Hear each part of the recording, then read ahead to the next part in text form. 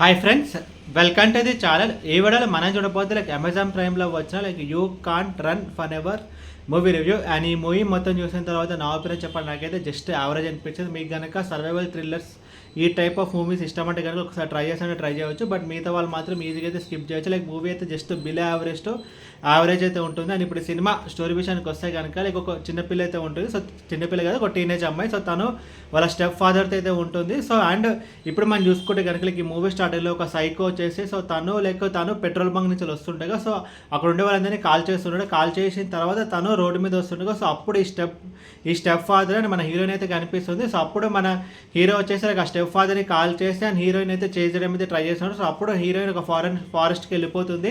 And ఆ తర్వాత ఏం జరిగింది అనేది మిగతా స్టోరీ. ముందుగా ఈ సినిమా ప్లస్ పాయింట్స్ గురించి మనం మాట్లాడుకుంటే కనుక ఈ మూవీ యొక్క స్టోరీ మనం చూసుకుంటే కనుక కొంచెం స్టోరీ బాగానే ఉంటుంది. సో బేసికలీ హీరో వచ్చేసి ఒక సైకో అండ్ ఒక టీనేజ్ అమ్మాయి. సో ఆ టీనేజ్ అమ్మాయిని చంపడానికి అయితే ట్రై చేస్తున్నాడు. ఆ అమ్మాయి తప్పించడానికి అయితే ట్రై చేస్తున్నాడు. సో స్టోరీ అయితే కొంచెం బాగానే ఉంటుంది. సో స్టోరీ ఒక major plus point. And run time మనం చూసుకుంటే కనుక లెస్ దెన్ 2 hours ఉంటుంది. క్రిస్ప్గా చెప్పాలంటే 1 hour 40 minutes ఉంటుంది.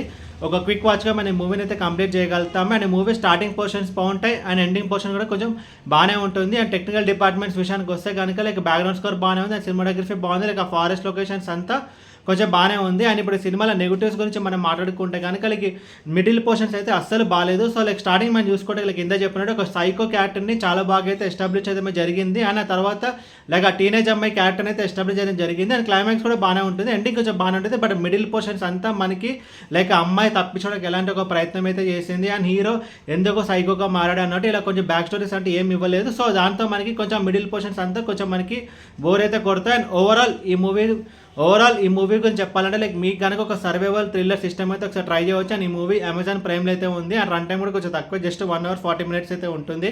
అండ్ ఈ మూవీకి నేను ఇస్తున్న రేటింగ్ 2 out of 5.